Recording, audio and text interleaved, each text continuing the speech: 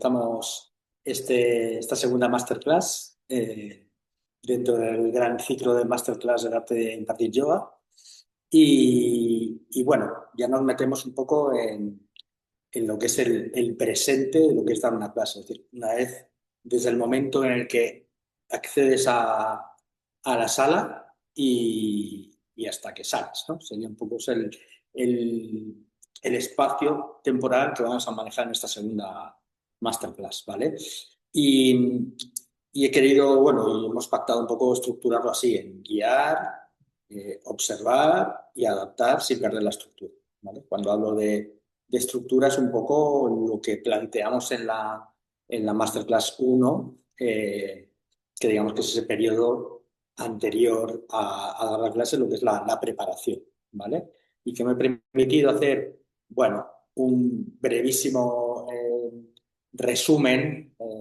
Podéis ver la Masterclass 1 para profundizar, pero bueno, me he puesto aquí un poco los orígenes del Hatha Yoga y los yogas, ¿vale? Entendiendo que el yoga y los yogas, las diferentes maneras de ver el yoga, son realmente muy antiguas, pero realmente cuando empezamos a entender que desde el cuerpo se pueden hacer cosas que nos lleven a quitar la mente y a trascender la vida cotidiana, vamos a decir, el tener un relato espiritual en nuestra vida a través del cuerpo, es más a través del Hatha Yoga, que es un libro que eclosiona, se escribe, tiene lugar en el siglo XV aproximadamente, pero se va cocinando un poco antes bueno, sectores del tantrismo, del budismo, de muchas culturas de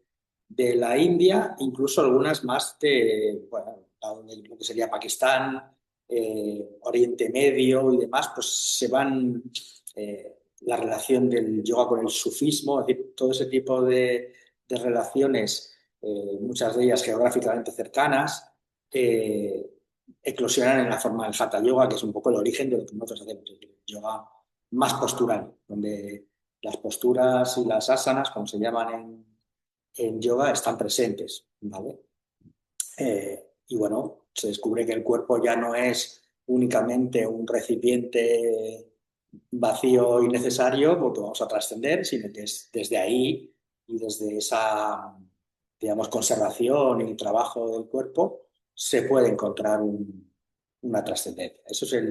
Solo quería apuntar eso con respecto a los orígenes y desde entonces, desde el siglo XV hasta ahora, pues se han creado marcas, se han creado estilos, se han creado diferentes formas, pero todas vienen de ahí. Es decir, que más o menos todo lo que ahora llamamos yoga proviene del Hatha Yoga, aunque haya gente que dice, no, yo no hago Hatha Yoga, yo hago Vinyasa. Bueno, y Vinyasa es una forma del Hatha Yoga. Es el gran paraguas de todo esto que ahora practicamos. En la clase anterior, ahí en el segundo punto lo nombro, la clase como un relato. Inicio, desarrollo y cierre.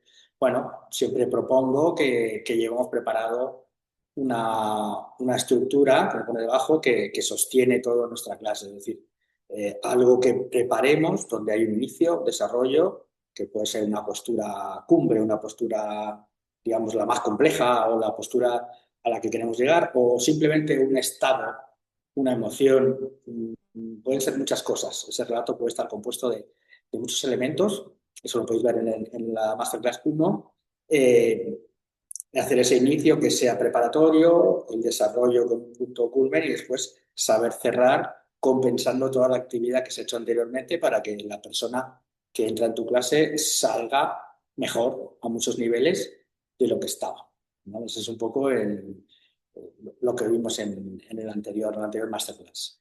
Y esa estructura, digamos, sostiene, ¿qué es lo que sostiene? Sostiene el presente, o sea, sostiene que tú llegas a clase y te vas a encontrar con lo que pongo ahí, personas distintas, energías cambiantes, es decir, puede haber gente que venga enfadada, gente que venga cansada, gente que venga muy ilusionada, muchas energías pueden llegar y muchas personas, pues una persona puede estar embarazada, otra persona puede estar con un dolor lumbar, En fin, puede haber una persona gordita, una persona más flaca, una persona insegura. En fin, todo eso es lo que va a sostener la estructura. Es decir, toda esta preparación me permite saber buscar objetivos y construir, digamos, ese relato que sería la clase con elementos imprevistos, ¿vale? ¿Y qué es lo que nos va a dar la experiencia y la profesionalidad? Pues saber enfrentarnos a lo real. Es decir, bueno, sí, tengo mi mapa,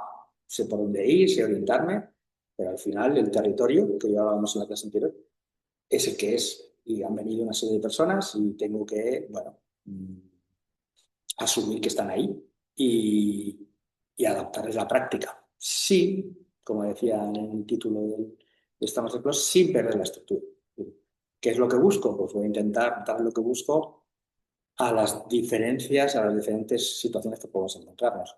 No solo tienen que ser las personas, puede ser el lugar, puede ser un lugar que de pronto se estropea la calefacción y tenemos frío, pues si tengo un planteamiento de un yoga pues, mucho más tranquilo, probablemente con posturas semipasivas, pues igual tengo que buscar otra forma porque tengo una clase fría. Entonces tendré que buscar calentar y que la gente no pase. En fin, también puedan dar la clase, pero eso es un poco el tema, ¿no? Saber marcar una estructura y después cambiarla en función de todos los elementos que puedan aparecer en la clase. Y ahí planteo una pregunta sencilla, ¿no? Dar clase no es solo poner posturas, sino que tiene un ritmo, tiene una lectura de la situación, del grupo y al mismo tiempo mantener esa coherencia previa, ¿vale? Cuando hablamos, me permito estar un poquito ahí, ¿no? En el ritmo. Mm, el ritmo es, digamos, la distancia que hay entre dos elementos similares, ¿no? Un compás, o sea, una batería tiene un ritmo, ¿no? Ese ritmo se puede variar, puede ser más rápido, puede ser más lento.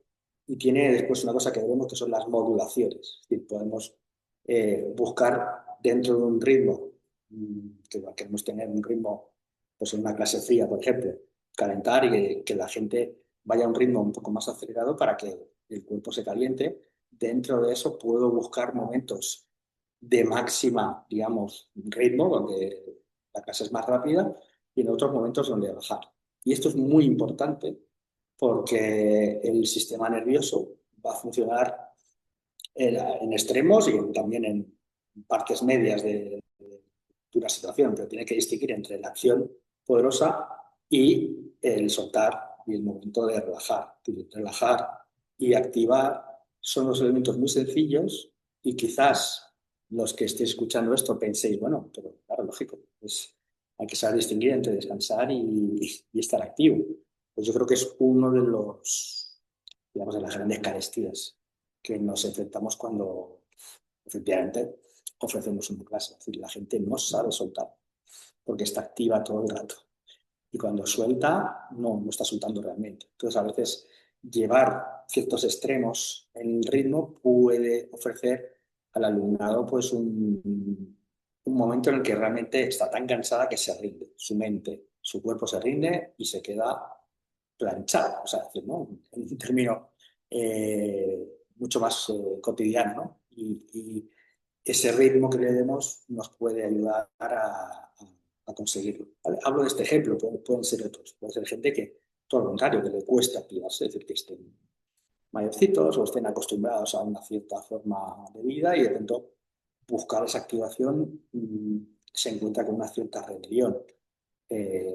Lógicamente tengo que intentar hacerlo viendo, o sea, leer el grupo que necesita y saber hacerlo para mantener efectivamente, lo que quiero relatar, lo que quiero contar en esa clase, o en un grupo de clases, un anual, ¿no? Quiero hacer una clase anual donde la gente trabaje mucho las bases y salga después de un año con unas bases posturales muy asentadas, es decir, que sean básicas pero profundas. Pues eso lo tengo que mantener en el tiempo. Y eso, pues siempre vamos a tener, bueno, un grupo que necesite convencerse activarse, ¿no? No solo para distinguir, sino para entrar digamos, en faena. Vamos a por la siguiente. Ya entramos en lo que es guiar, ¿vale? Y bueno, cuando la clase, digamos, empieza antes de hablar. Lo pongo así porque tú has llegado y has preparado la clase. Tiene una ambientación, tiene una estética.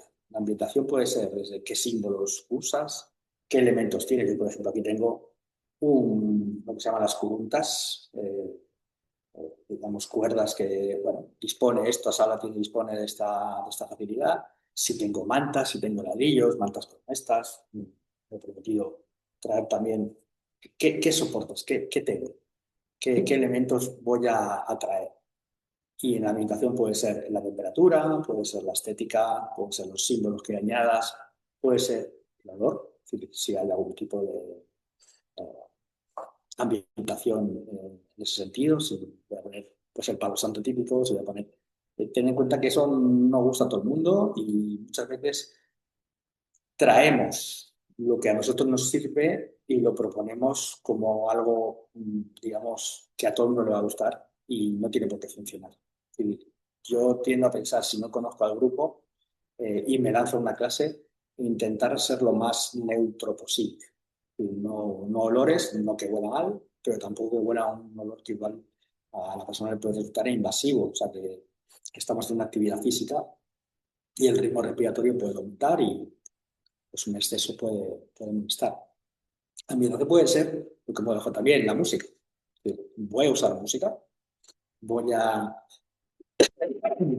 buscar una cierta banda sonora para la clase, puede ocurrir y voy a usar el silencio. Es decir, todo eso hay que pensarlo dentro de la configuración de lo que es la preparación y después llevarlo a la realidad de la clase.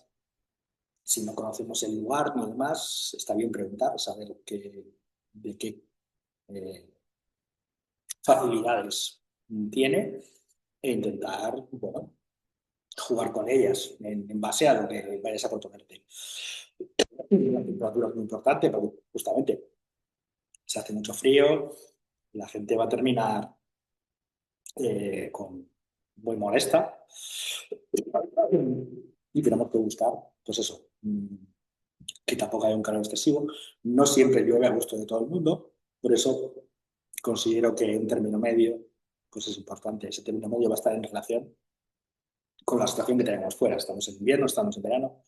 Airear. Cuestiones estéticas. Bueno, hay una estética del yoga, hay una estética el OM, buscar ciertas figuras de la mitología. Mm, Tiene que ser algo que vaya un poco en consonancia. Si no lo tienes ya de por sí, porque la sala lo tiene así, si puedes tenerlo en cuenta, pues bueno, puede que haya gente que empieza una práctica de yoga y de pronto se encuentra con una especie de elefante humano que es Ganesha, uno de los dioses, y le puede resultar bueno. Mm, Piensa bien que los elementos que tienes al entrar en una clase, pues coloca al alumno en una posición. Intenta que esa colocación tú tengas el dominio, que sepas cómo se va a encontrar frente a eso que tú muestras, ¿vale? Que es lo que el punto 3, ¿no? Cómo entras en la sala, te colocas y miras. Eso ya es cuando tú ya entras con toda esa ambientación creada, igual ya estás en la clase. Yo siempre estoy antes de la clase.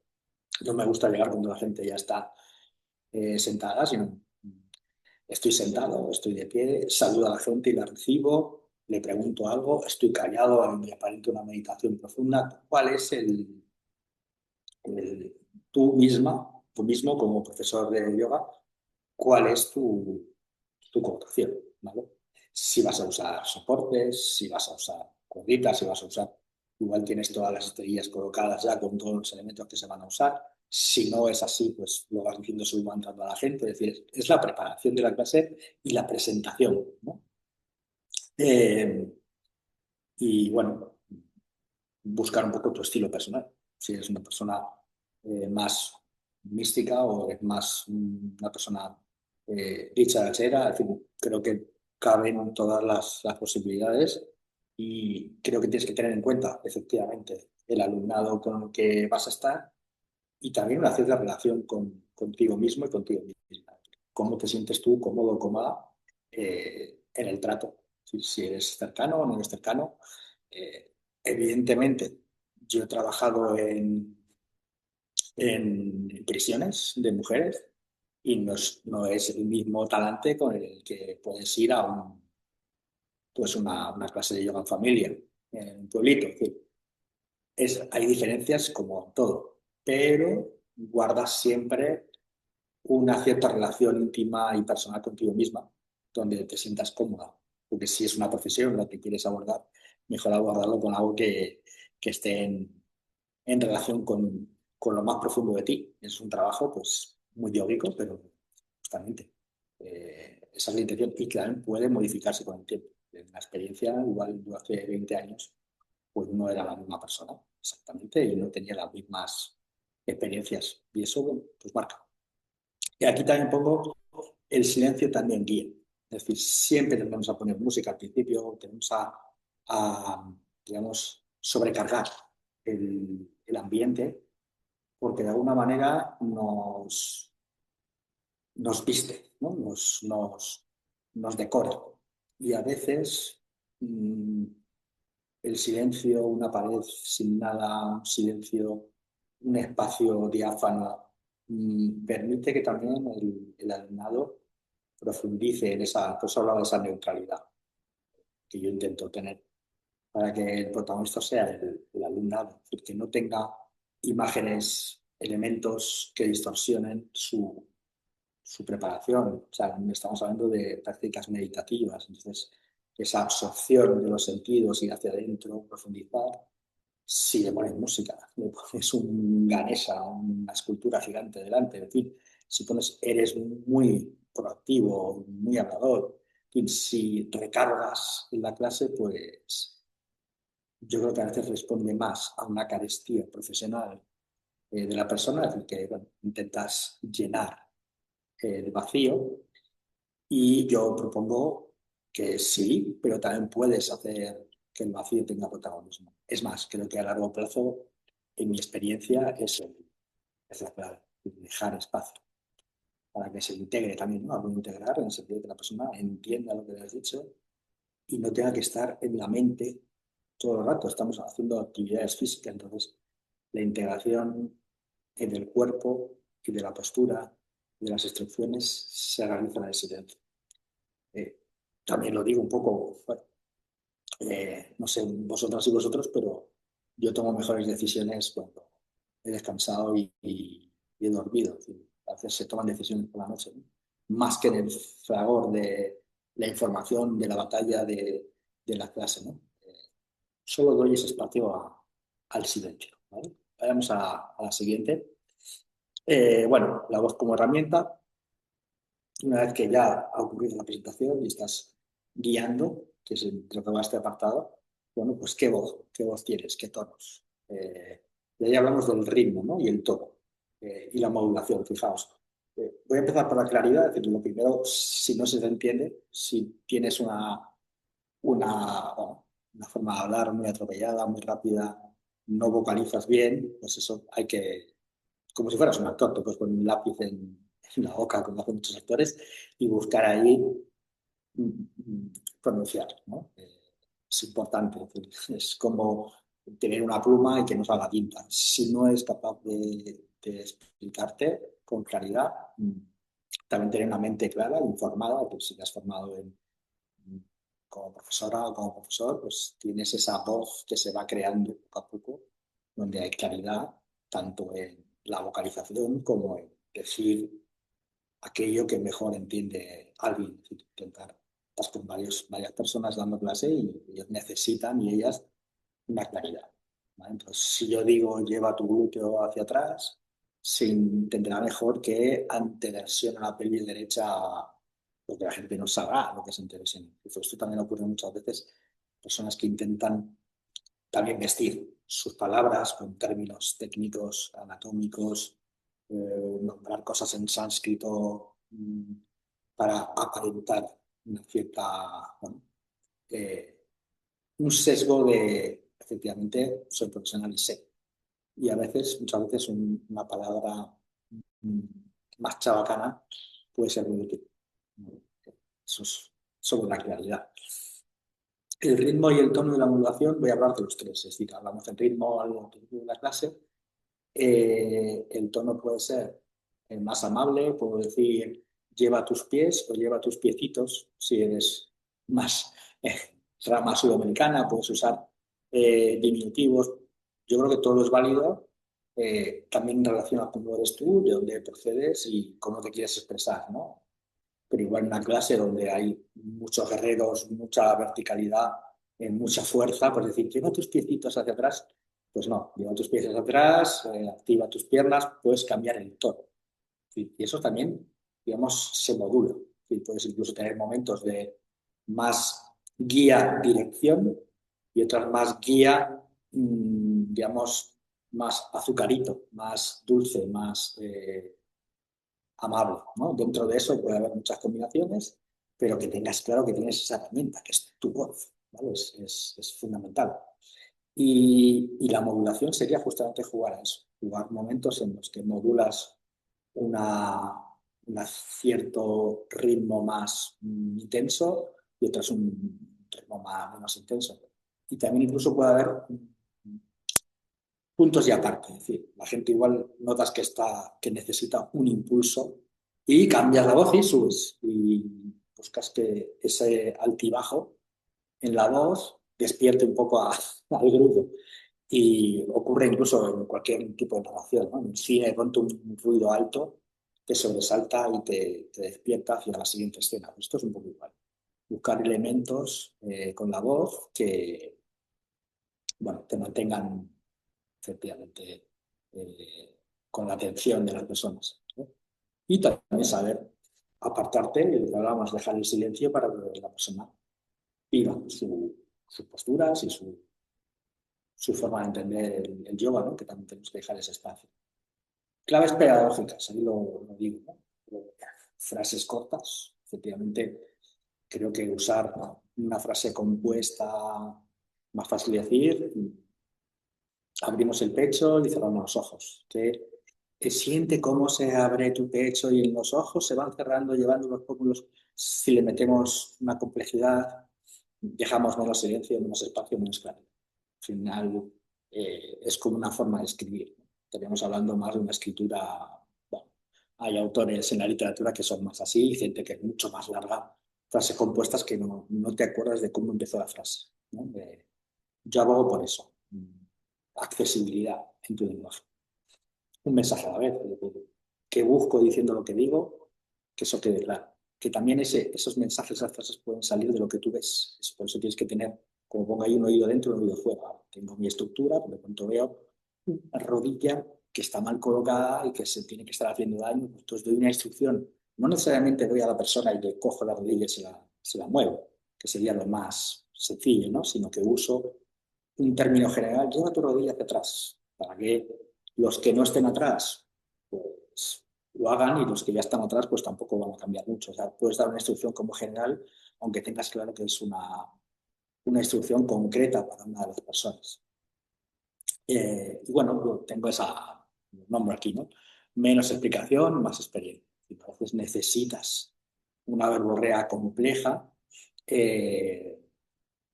Decía algo que es muy sencillo. Yo creo que la experiencia va a ser eso, ser capaz de sintetizar eh, una instrucción de voz que sea eficaz, que todo el mundo lo entienda y saber aplicar. Y eso más lo vas a ver pues, cuando dices una cosa y nadie te hace caso.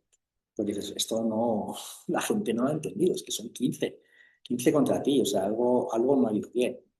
Yo a veces digo, caderas arriba y atrás. Bueno, pues igual con un grupo más experimentado, pues que ya no lo he oído, pero igual tienes que decir, lleva el culo hacia arriba y hacia atrás. Sí, la palabra culo es adecuada. Pues en algunos casos sí. Yo he visto que funciona, ¿vale? Y bueno, pues no descartéis llevar el lenguaje a la funcionalidad, es decir, que funcione. Si no funciona, es muy fácil de evaluarlo. Es una ciencia sencilla, en el sentido en que ves inmediatamente si lo que dices se entiende o no, ¿vale? Yo estoy en un vídeo, no sé si los que estáis detrás entendéis lo que digo, pero en una clase donde hay una propuesta física, ves enseguida quién ha ido quién, ¿vale? Y recalco esto, oído dentro, oído fuera, es decir, tener efectivamente, sentir tú cómo haces tus posturas, cuál es la estructura, tu plan, todo, y al mismo tiempo tener un oído fuera para mm, escuchar lo que la gente te está diciendo con el cuerpo. Pues bueno, igual no tengo que ir al RO2 porque la gente va a estar muy cansada, no necesitan llegar ahí. Lo cambio, no hay problema. Ahí tenemos observar, ¿vale? Eh, hemos pasado por ello, ¿no? Pero bueno, es guiar y observar, porque no solo digo mi guión, sino que también ese escanear el grupo me refiero a sentir cuál es el sentir general de la gente a la que estoy dando clase. Puede que haya sentires diversos y ahí es más difícil. Yo cuando hay sentires diversos intento dar espacio al que menos puede. Es decir, pero a veces el que menos puede se sorprende y puede porque está en grupo. O sea, es una decisión muy complicada y tiene que ver con lo que conozcas a tu alumnado y lo que en ese momento sientas y hay que dejarse guiar por, por lo que tu observación y tu experiencia te dicen. Y saber, bueno, pues me confundí. Efectivamente la persona se cayó y no tenía que haberlo hecho o efectivamente lo vino bien. ¿No? Es un poco... ahí podemos también detectar confusión. Bueno, si detecto que las personas no entienden lo que estoy diciendo, pues hay que saber atajarlo y buscar soluciones. ¿Vale? Hay como una tercera que tiene que ver más con la inexperiencia, que es ver sin corregir todos. O sea, muchas veces cuando estaba dando una clase vemos varias personas con diferentes situaciones que habría que ajustar. Genial. Yo digo ajustar, porque corregir es justamente la palabra que he puesto para marcar esa diferencia. Es decir, corregir es como una forma más culpabilizadora, ¿no? De decir, yo digo ajustar o facilitar. Es decir, te voy a hacer un ajuste o eh, te voy a facilitar la postura, que suena bastante más amable. Recordad que la palabra es muy importante en el yoga y fuera del yoga. Y yo ahí, bueno, pues intento aplicarlo de autocuidado, es decir, quién es la persona que más necesita mi atención en ese momento y voy a ello.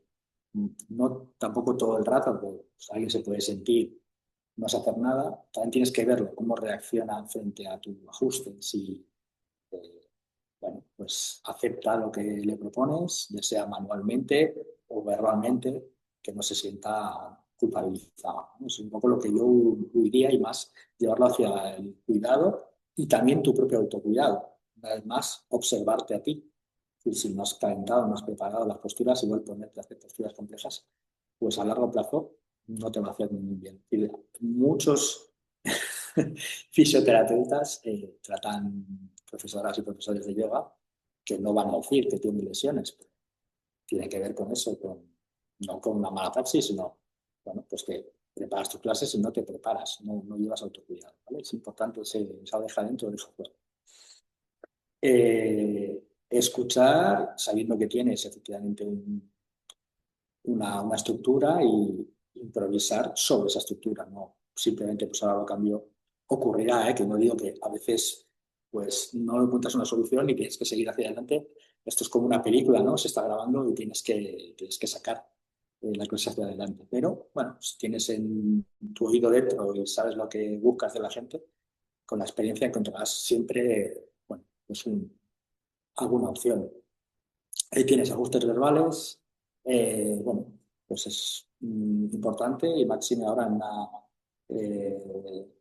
una época en la que parecería que a veces tenemos más alumnado del que podemos gestionar, pues un buen ajuste verbal es interesante, porque un ajuste no verbal, un ajuste físico, primero, hay gente que no le gusta y segundo, puede que sea más una muleta. O sea, lo ideal es que alguien llegue a lo que propones por sí mismo, pero también el ajuste manual es importante, ¿vale? Siempre pidiendo autorización previa, ¿vale? Es decir, perdona, te voy a ajustar.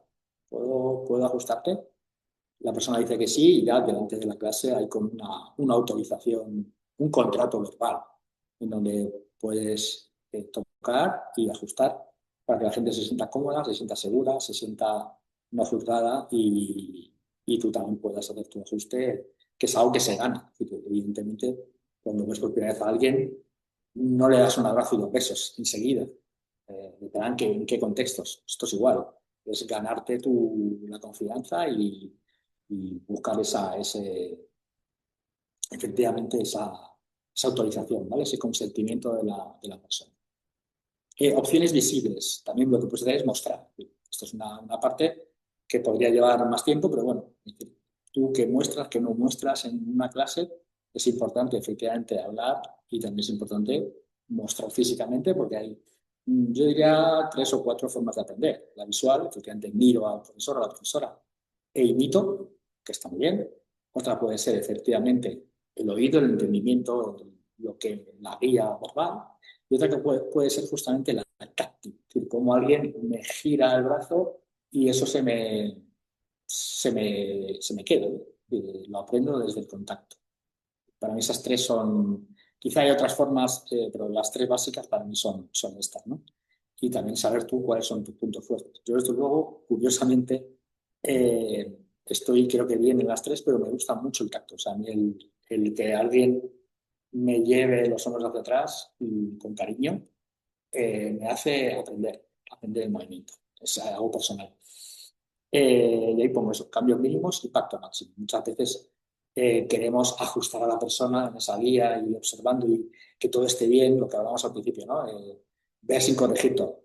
No tienes que corregir todo, igual poco a poco, ese alumno o alumna que vas viendo día a día, en lugar de corregirle siempre hasta el final, le vas, digamos, atornillando ciertos ajustes, primero lo básico, los pies, después las piernas, después la pelvis, y no tienes por qué decirle todo lo que tiene que aprender del tirón, siendo eso un impacto mínimo con un cambio máximo. Es decir, lo contrario de lo que estoy proponiendo. Es decir, quizá una cosa sencilla se construya más rápido y más sólida que dar muchas.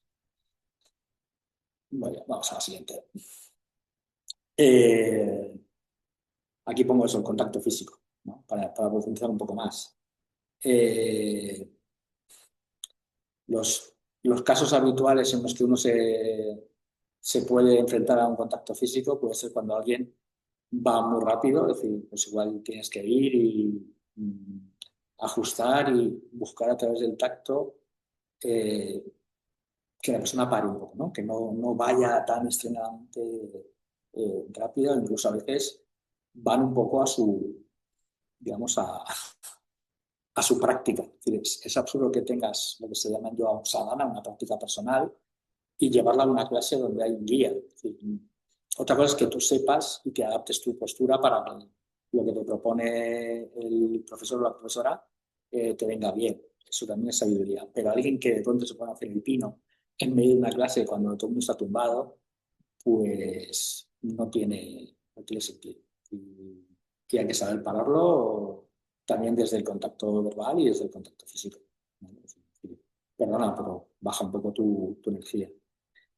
Alguien se pierde, puede ocurrir alguien que está totalmente perdido. Pues igual ponerte a su lado, guiarle, hacer la postura cerca, buscar una cierta atención extra, pues también puede estar muy bien. Y el contacto físico da la sensación a la persona de que te estás ocupando de él, ¿vale? Es como que individualiza la práctica. Una práctica con muchas personas, de pronto alguien te baja tu hombrito, alguien que está perdido, pues si le acompañas y haces un par de asanas con ella, pues ayuda, ¿vale? Eh, Cuando baja la energía, pues hay muchas maneras de retomarlo, ¿no? Pero a veces notas personas que están en la postura, pero que están como cansados, ¿no? De pronto un contacto activa todo. Es como se pone como en alerta, ¿no? Puedes usarlo así. Y después hay una observación que no tiene que ver solamente con el contacto físico, que son los segundos, segundas maestros, maestras. Es decir, la gente que da tu clase por ti y que, bueno, puede ocurrir alguien que sepa mucho y que no entre en el juego que es recibir una clase de yoga, que es soltar, es decir, soltar la mente para que otro te guíe. Es decir, el recibir una clase tiene un aspecto que yo lo veo así, de como que te hipnotizan un poco, te van diciendo lo que tienes que ir haciendo y tú dejas la mente y tu voluntad en manos del profesor profesora para que te vaya llevando hacia las posturas. Y ese soltar la mente pues es justamente una de los grandes descubrimientos del yoga en general, desde su inicio. Es decir, soltar la mente para tranquilizarla y activar el cuerpo. Es decir, que son dos necesidades cruzadas. La mente necesita calmarse y el cuerpo necesita activarse. Sí, y muchas veces estamos al contrario, tenemos el cuerpo totalmente desactivado y la mente acelerada. Entonces, bueno, probablemente cuando tengamos eso, una persona que o dice instrucciones o te corrige, pues la gestión de eso es complicada. Y bueno, también tienes un desafío para intentar mostrarle a esa persona que puede aprender de ti y que muchas veces lo que dice, pues no. Pero bueno, quizás sea una de las situaciones más extremas, ¿vale? Depende de cómo lo haga. También a veces dicen cosas y añade al grupo y eso también hay que saber asumirlo. No tienes que ser siempre tú la persona. Es decir, que hay como un aspecto comunidad de la clase que entre ellos igual se dicen cosas y ahí me ocurre, ¿no? Julia, trabaja un poco las rodillas. Claro, le dice una compañera que está al lado, ¿no? Depende del contexto, puede ser útil, pero que tengáis en cuenta que eso existe. Adaptar con coherencia, esta ya es un poco la última parte. Eh, Saber en los ajustes físicos cuándo hacerlos y cuándo no. ¿Vale? Es decir, desde luego cuando hablamos del consentimiento, cuando es negativo, o sea, además es un consentimiento que tiene que estar claro. Y si la persona dice, bueno, ese bueno no es un consentimiento, es una duda. Y como me estás preguntando en público, pues te digo que sí, por no decirte que no. Tienes que tener, o sea, no ganas nada adelantándote en consentimiento y, entre comillas, forzar cuando es mucho mejor que la persona lo haga con un consentimiento real y alegre, o sea, seguro, o sea, que tengas esa seguridad. Y tú llevar a ese ajuste físico una cierta seguridad. Es decir, si empiezas a pintar con los deditos, como llamo yo, o hacer de alguna manera un ajuste que no transmita seguridad, o sea, que le diga exactamente a la persona, mejor no hacerlo. Y si no sabes lo que necesita, déjala. Es decir, hay que asumir que no vas a saber todo, que no puedes estar atento a todo y que muchas veces una vocación de servicio se puede transformar en una falta de profesionalidad, en el sentido que estás haciendo algo por hacer y no sabes y esa seguridad se transmite a la alumna, ¿vale? Buscar siempre las alternativas legales, como decimos, siempre pongo una adaptación, saber que una buena alternativa verbal te sirve para 15 personas y una alternativa física le sirve a una y a uno que esté al lado utilizar una, ¿vale? Pero también puedes simultanear, pues, decir una cosa y mostrarla tú mismo o mostrarlo con un ajuste. No dejéis de lado los beneficios que puede tener una alternativa verbal, ¿vale? La confianza propia y la confianza ajena, o sea, saber con qué alumno estás trabajando, si es la primera vez que vas a dar una clase y vas a hacer una sustitución, saber que esa confianza no viene dada, sino que se gana. Y hay que saber cambiar nuestra propuesta y también nuestro tono, nuestra voz, todo lo que vamos a hacer en clase para efectivamente ganar la confianza. La claridad, lo vuelvo a repetir.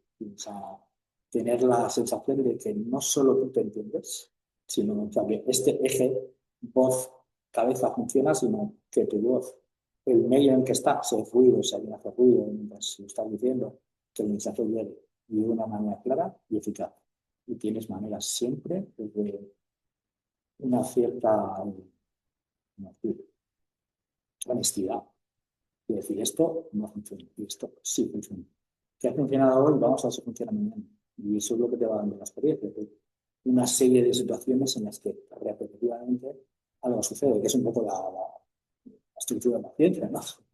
Uno hace una predicción y eso que tú predices sucede. Sucede en muchas situaciones, en muchos momentos, en muchos tejidos, en muchos ambientes. Y ya creas una especie de ley.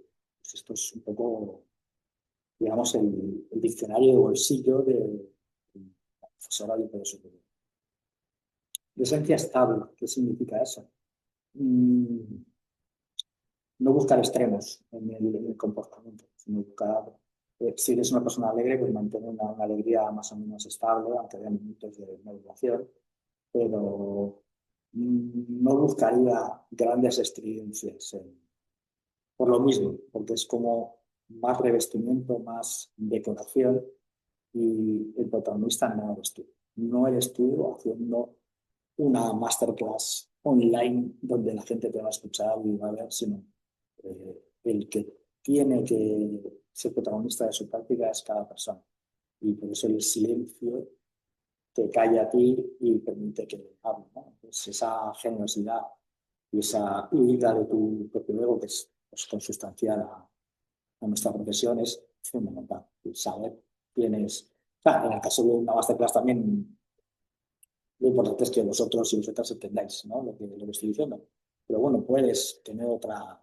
Aquí hay un cuerpo, hay una práctica y hay un silencio interior, ¿no? Aquí una masterclass hay más mente que otra cosa. Habrá otros momentos, pero lo protagonista es el entendimiento. En una clase de yoga, el entendimiento no es el protagonista, es más la integración. La integración se hace con el cuerpo y con el silencio, más que con la mente. ¿Vale? Es decir, la mente en la práctica de yoga va a quedar relegada a que se calle un poco, que me deje un poco en paz. Deja de ser yo para ser simplemente. ¿Vale? Y aquí doy la clave, ¿no? Guiar es presencia tuya, y de estar presente, escuchar y mantener esa estructura, es decir, tener eh, claro que tienes una intención detrás y la quieres mantener. Es un poco tu guía, ¿no? En la vida puede ocurrir lo mismo, ¿no? Quiero ser algo y lo tengo claro y intento hacer cosas para que eso siga siendo así. Siempre puedes cambiar, pero bueno, te recomiendo eso, estructura. Eh, y aquí vamos a adaptar sin perder la coherencia. Errores frecuentes. Ahí los pongo. Pedir perdón contra reconocer el error. Es muy diferente decir, uy, lo siento, que puede salir, que no hablo de. No quiero culpabilizar a nadie que escuche, pero reconocer errores, no, esto, pues mira, no sé cómo. Por ejemplo, un ejemplo muy claro. Te viene un alumno antes o después, te dice, mira, tengo una condromalacia rotuliana. Y tú dices, uy, perdón que dice esto, no tengo ni idea de lo que es. Explícame, dime qué cosas, qué elementos te impiden el movimiento o si te genera algún dolor, algún contacto con algún. Y ese reconocimiento de no lo sé te da información. Después te vas a tu libro o a alguien que te pueda ayudar y puedes buscar eh, soluciones para esa persona que tiene unas ciertas necesidades, entre comillas, especiales, ¿no? Entonces, pedir perdón no sirve de nada. Lo que sirve es reconocer y buscar que eso no vuelva a ocurrir, o al menos tengas menos posibilidades de que ocurra, ¿vale? Eso va muy en relación con lo segundo, ¿no? Justificarse contra explicar.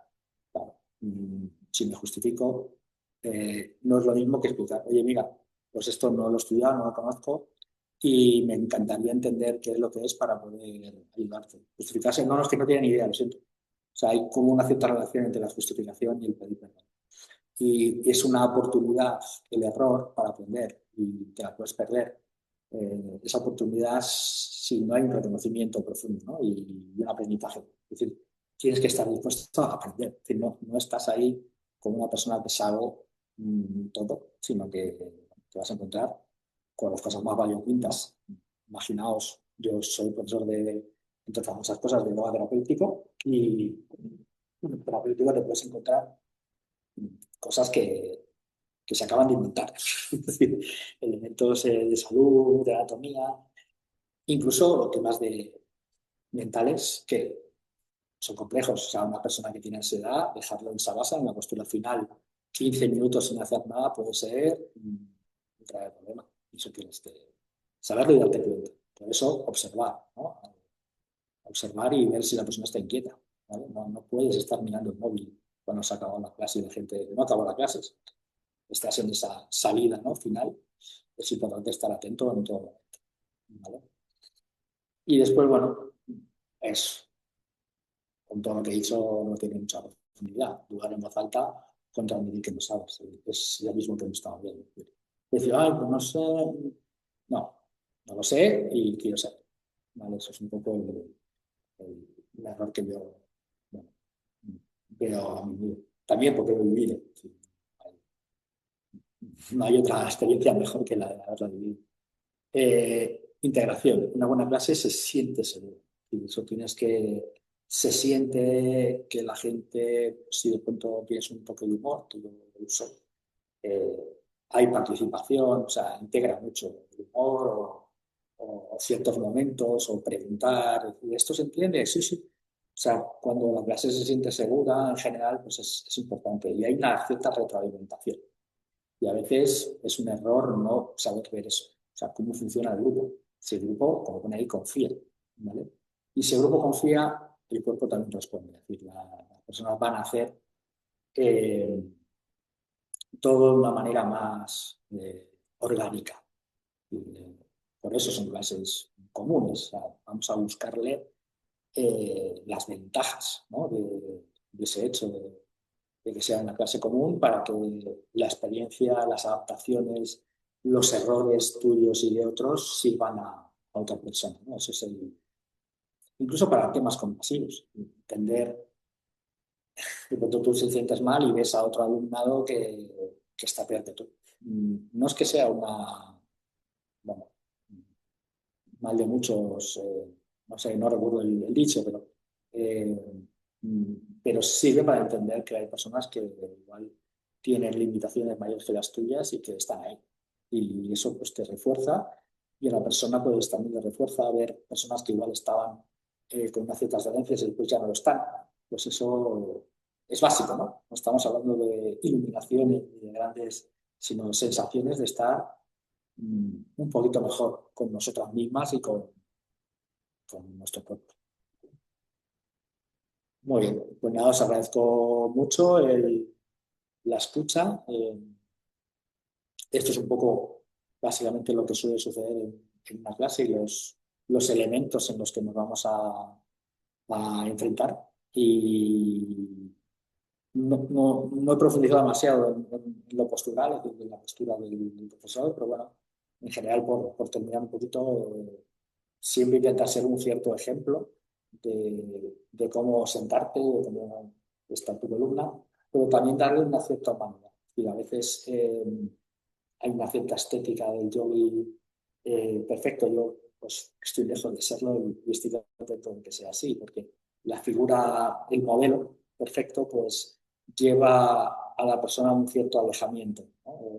Si buscas una cierta adaptación con coherencia, con lo que va esta clase, la adaptación te enseña que puedes encontrar elementos siendo quien seas y sin importar nada de lo que tú te digas que eres, ni de pensamiento, ni de cuerpo, ni de edad, ni de gordo, de flaco, de feo, fea.